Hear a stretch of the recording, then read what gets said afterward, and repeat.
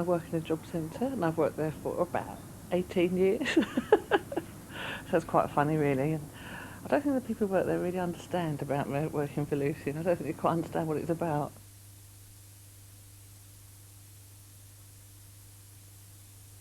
How do I feel about being the subject of one of the most famous paintings of British art? I don't feel anything, frankly.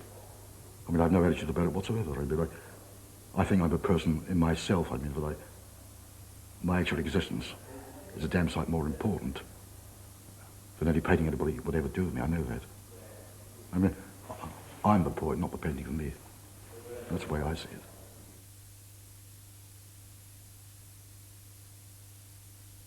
I think he really loves flesh, and you can tell he loves flesh. And there's pure love on that canvas with all this flesh around.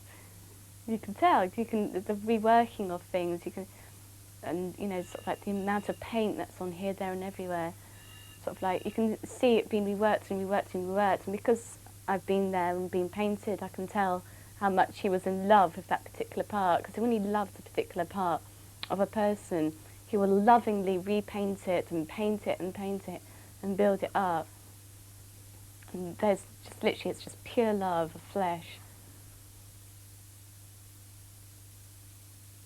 I think the realism, by and large, I like pictures that rather disturb. I don't like pictures that are too bland.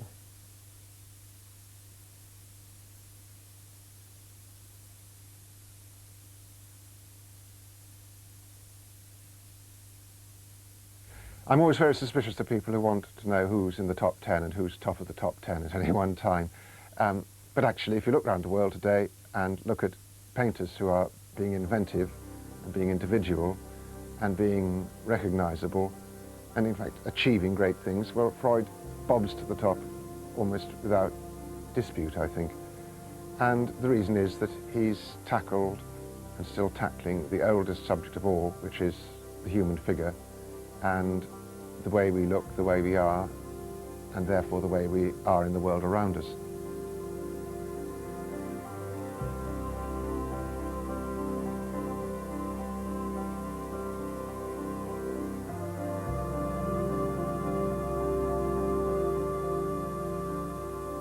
The drawing of the human figure throughout art history has been regarded as one of the most important subjects in the first place, and also from the point of view of training.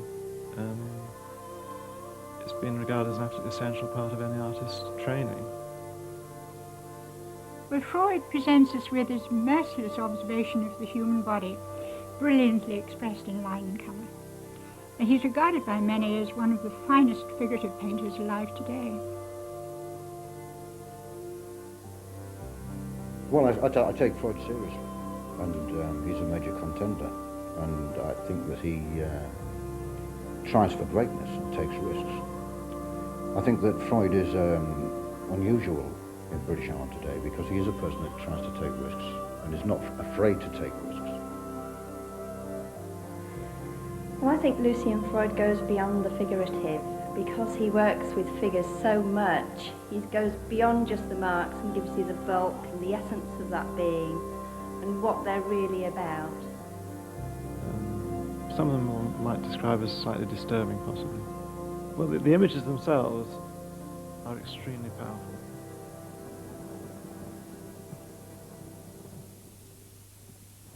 My dad's a very, very keen golfer, and he was playing golf with someone, I don't know, and they went for dinner afterwards, and then the man was going to tell me, I've just been to a marvellous exhibition in the south of France, you know. My dad goes, oh really, who was that? He goes, oh, Freud and Bacon, I think. And my dad, well, that's a very strange coincidence, he went, because my daughter actually was one of the paintings. And the man was going, well, which one? And he goes, oh, the benefit supervisor. And this man just couldn't believe it and was just so excited, he practically fell off his chair. He was going, I've got postcards of her and everything. And that is your daughter? I just can't believe it. So my dad was thrilled, and my dad, yeah, usually leaves it to my mum to ring me up, as dads do, but even he had to ring me up himself to tell me. I don't think cruel at all. I mean, he loves women. Yeah, I think he just paints them as he sees them. I think he has to. He just loves painting, he loves paint, he just loves it. He has to do it. The sitter who agrees to sit for Freud, and it can take up to 5, 6 months or even longer. The sitter knows that they're spending their time on something which may get ripped up after 6 months or shoved in a drawer and forgotten about. They know that there really isn't very much reward in it for them except, I suppose, that rather nice feeling that posterity is going to wonder who you are. It's a complete collaboration, though. Freud couldn't do without his sitters. He can't even paint as well without somebody there in the room. I think, not exactly egging him on, but keeping him going. It's a great inducement to make an appointment and know that somebody's going to turn up and you've just jolly well got to get on with the work then. Well, it's a bit obvious. He's not altogether kind to his sitters, is he? But still, people sit. You don't have to. I mean, it is curious. I mean, he doesn't paint people in a flattering light, does he? And that is perhaps the strength of his pictures. He also tends to paint people as if they were at least 10 years older than they are at the time of the sitting. It's a lengthy business. I don't know how many sittings I had, an awful lot. I had 36, I think. But that's largely because he was a perfectionist. But he's so intelligent and clever that it was very stimulating sitting. It's a curious relationship, sitter and artist. But it was a great, it was a very great treat, experience. Because there's like day paintings and there's night paintings, and if you're doing, say, the morning shift, then you'll arrive at 7:30 and you'll work until 3 or 4. Or if you're doing like the evening shift, then you'll arrive at, say, 6:30 and you'll work until 1 or 2 in the morning. So Lucian's like continuously working the whole time. And if you're working, say, 4 or 5 days a week, and it can vary between 6 to 8 months to actually get a picture done. It doesn't seem odd to me to spend such a long time. I suppose I've never really thought of it in those terms. I've just accepted it. I suppose it seems so completely right that an artist like him should spend 8 months on a picture. That seems perfectly right and, you know, correct and proper.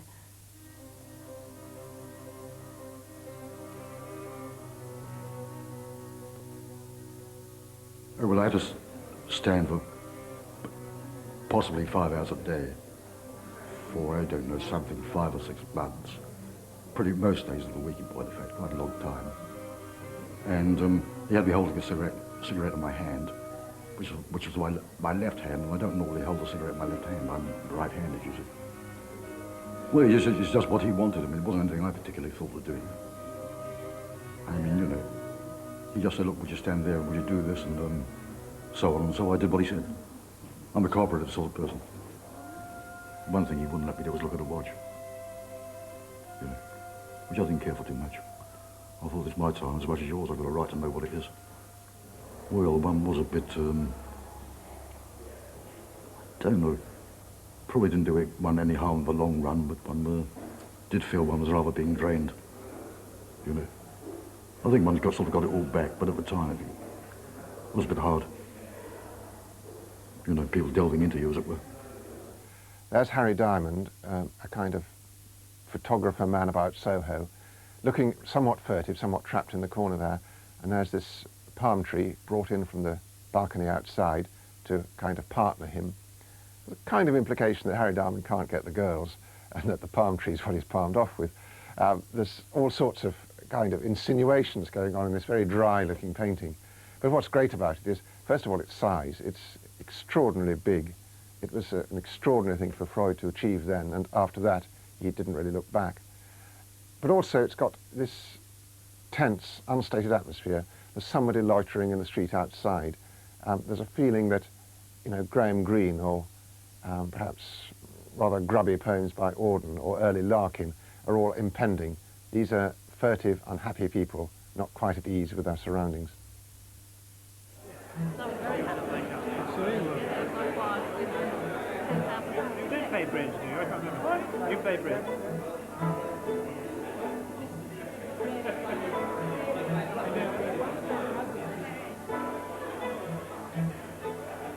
bit weird really that people are looking at you naked. Like when I was at Kendal the other day and everyone was walking around holding my legs in their hands. It was really weird thinking, oh my goodness, there's all these people holding my legs and they're not attractive. So that was funny. I've seen it so much, but it was still a shock when you see them framed and up on a wall. But, and it's kind of, I don't know. I'm so used to it, I'm not really shocked. It's funny that everyone's staring at it and then looking at you at the same time. You feel a bit embarrassed. Like people are poking you and that. You think, oh my goodness, that person's poking my stomach. While you're there. But sometimes I don't think they realise, because I don't really look that much like the pictures, I don't think. I hope not. And I don't think they realise it's me. That's quite funny.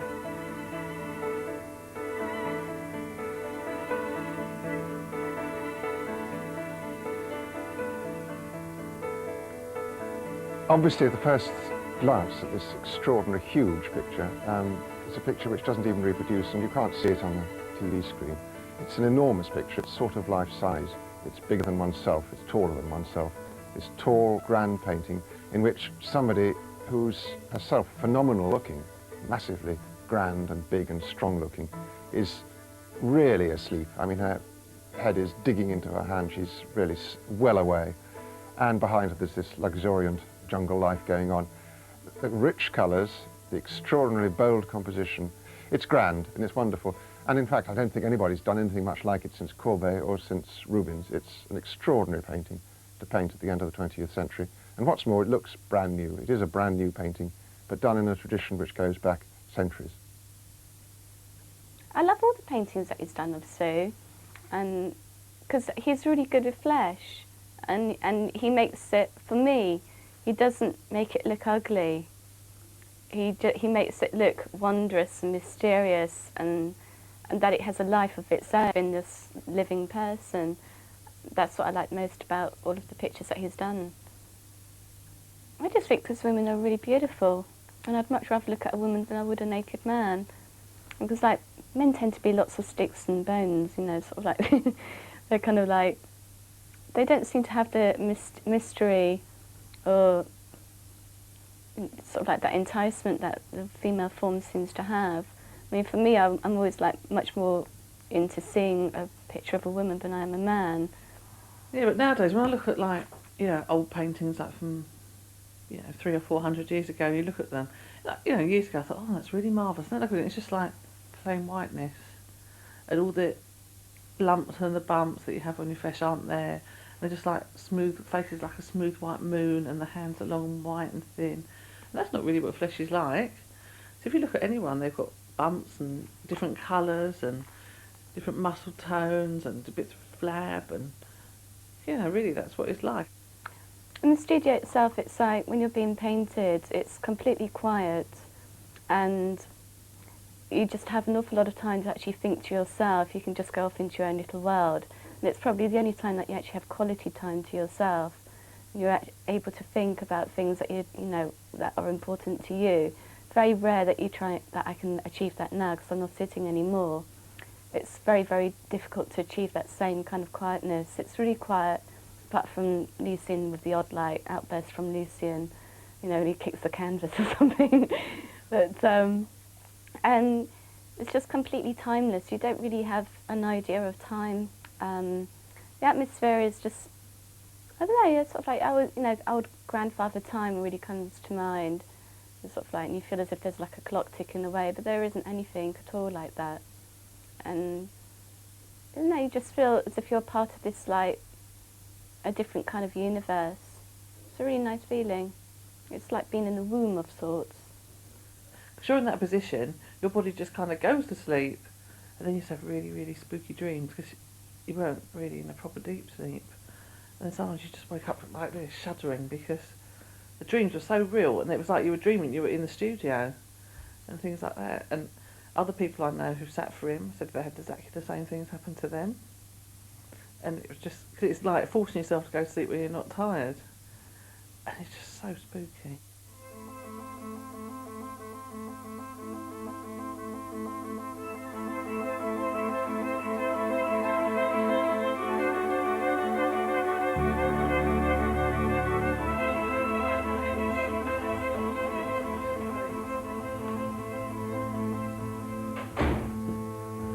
been a lot of interest in this painting. Yeah. We've been asked to lend it to quite a few exhibitions. So this painting must have made you very famous. Well, not really. No one's recognised me in the street, thank goodness. They certainly did at the exhibition. Oh, no.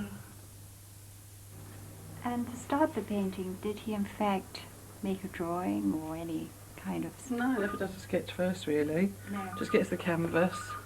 Well, it's directly onto... Yeah. So it does a sort of an outline, really, that takes about a day. Then next time he just starts painting.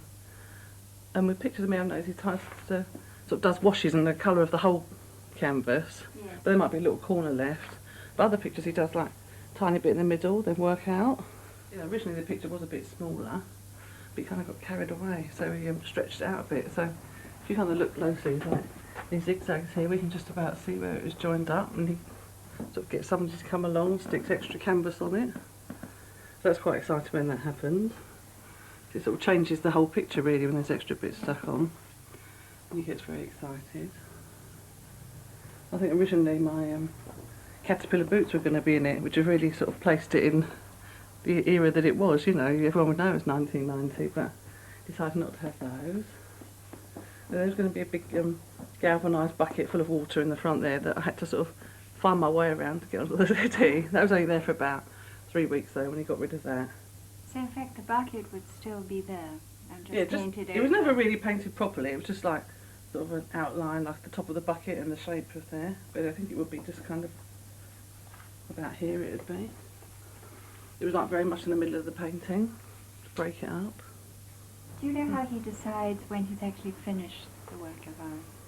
Or is it that just... I think he just knows, and then he usually gets his friend Frank Outback to come round when he thinks the picture's finished. And Frank gives his opinion, and then they decide, yes, it's finished. But I think, you know, just knows, you just know that it doesn't need anything else, and it's just what it is, really. It's a fantastic painting. Yeah. Everything about it just works well, doesn't it? It's got a total feeling of timelessness about it. Yeah. It could be any time, couldn't it, really? People who look at the picture can't see this person as a woman who's a victim of the male gaze, which is a very standard thing to say about Lucian Freud. In fact, she's someone who's very pleased to perform for Freud, to collaborate on the paintings. And I think these paintings are very much collaboration between the sitter and the artist. Of course, the artist has the last word because the artist produces the thing that survives longer than the sitter and longer than the artist. Oh yeah, it was fantastic going to see the painting in someone's house, and it's like weird, it's such a big painting and everything, it's just in their front room. But obviously they cared about it and they really liked it. To have it in the room where they sat and watched television and things like that, that's fantastic. I'd much rather that than it was someone who just collected it for the value of it, rather than loving it. You know, like people who just buy paintings because they think, oh, they're appreciating money, and they don't really like them, they don't really look at them, they just sort of store them away in their country home that they never go to or something. It was really lovely that it was like part of the family. That was a really nice feeling, and I'm pleased that it's got a happy home.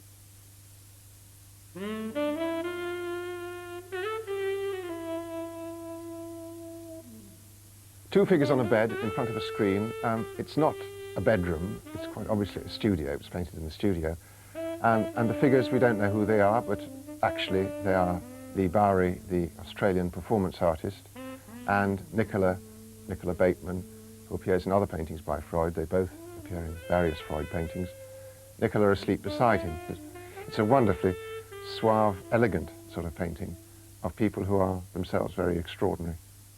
I'm just really pleased that I was painted with Leigh, because you know, he meant an awful lot to me, and it's kind of tender to me, you know, because it's sort of like, you know, to me we fit next to each other very comfortably, and there's no kind of like aggression or sort of like uncomfortableness there, which, you know, that was always the case of us. We just felt totally at ease with one another, and despite the fact that I've heard, you know, critics have like come to some different conclusion, but to me it's just a very tender picture, and it's of somebody that I love.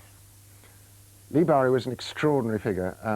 See him in ordinary life, he could pass as someone in the street, depending on what wig he was wearing. But in performance, he'd dress as an outrageous woman, a sort of diva from Sydney. He was very, very Australian, very, very camp, very, very funny, and a wonderful figure on the nightclub scene. And he was famous in his way, but famous like a moth that sort of gets singed by the flames, you could say, and made famous ultimately by Freud. He was very much aware of this, that being painted by Freud turned him from being a performance artist into being a part of a work of art. Just a brilliant person, genius, who really got on very well with Lucian, and I think both did each other very good. Definitely sort of like Leigh's profile was heightened by sitting for Lucian, and I think Lucian did most of his finest work with Leigh. Well, I discovered that Leigh was HIV positive the moment I walked into the hospital, and it was an AIDS ward basically. But Leigh didn't want anybody to know. And like, you know, probably Sue's probably said this to you, that he wanted to be known as a person with ideas, not AIDS. Lucian knew that Leigh had meningitis, but that was all he knew.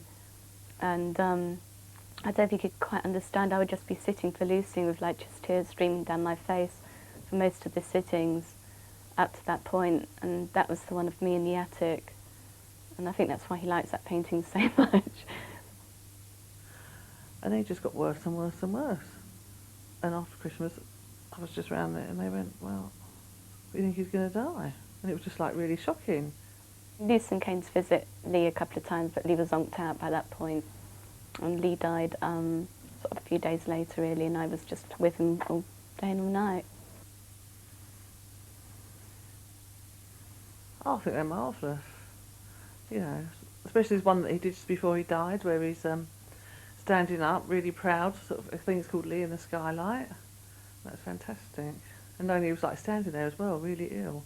He had to stand all day. But, you know, it's a really amazing picture.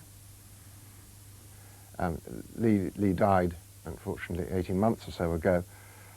Before he died, they got married, but this painting was done at least a year before any thought of the marriage took place, and Freud didn't know about the impending marriage, didn't even know it had happened at the time. And so the title of the painting, which comes from a poem by Walt Whitman about the bride and groom sleeping together all night but actually never touching, this title is something which came after the painting was painted, but before the fact of the marriage, the actual marriage, took place. So it has a very peculiar kind of truth, half-truth and untruth about it. I definitely see them as records. And like again, when I'm talking about this, it's really nice to be painted by Lucian because you feel as if you're a special person. I mean, I know for a fact that Leigh was a very, very special person, and I'm really glad that he was painted by such a great artist and that people know about him like from years to come, because in my opinion he really deserved to be recognised.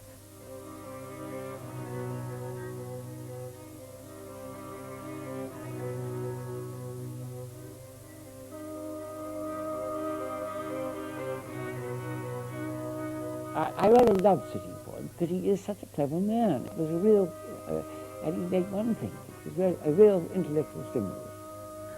But yeah, I like to think people looking at them and I wonder what they think and that kind of thing. I wonder what people think in the future. And it's fun to think that part of you will be there forever. Immortalised? Oh God damn it, I would have to be immortalised for something, I'm sure, in some way or other, so I mean, you know, it's got to happen one way or the other, hasn't it? It's very exciting to know that in 50 years' time you're still going to be around in some capacity, even if you, as an individual person, might not be around. I hope they have a happy life. It's weird that people will be looking at you, looking at your picture in books. It's kind of weird that the spirit of you will be going on forever and ever and ever. You know.